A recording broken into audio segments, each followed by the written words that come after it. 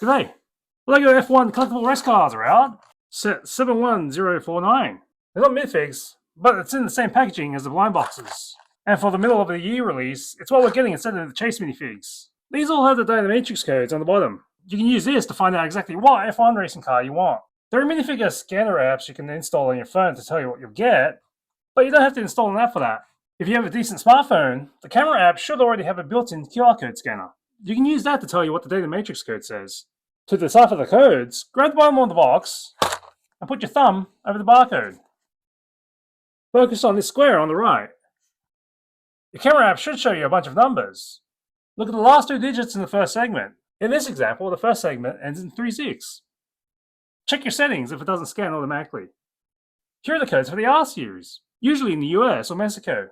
Here's one sheet of the codes for the S series. But here's another set of numbers for the S series. S series tends to go out to the rest of the world. You can tell if you're looking at the R or S series by this string under the data matrix code. The ones I have are in the R series, so I'll need to reference that set of codes. From that, we can see that the 36 on the R series will have the F1 Academy livery on the car. Let's crack them open and verify 3 of the 12. The code on this box ends in 27, so it should be the Mercedes-AMG livery. It's a single piece for the main body. The helmet does not have a separate visor. It's fused all as one piece.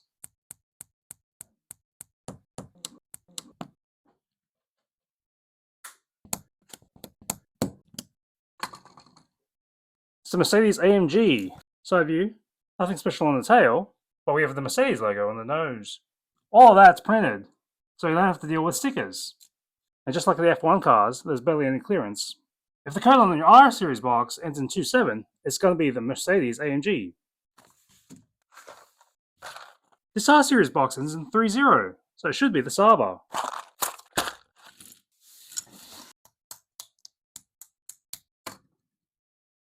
The greenness of it all is what drew me to this Sauber livery.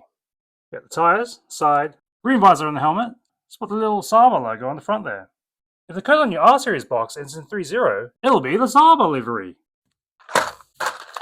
The code on this box ends in 27, so it should be the livery of the F1 Academy.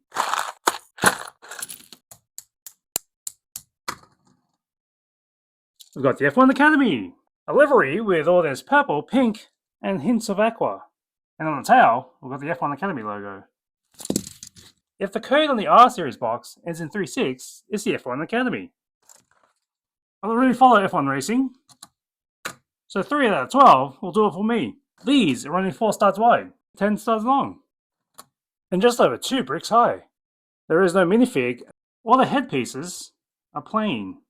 If you're wondering, you can fit a Triceratops head, a Dragonborn Paladin, drive with a full beard, a nice Planet Warrior, maybe drive around Gotham City, or head back to your garden and Animal Crossing. And here's our rubbish.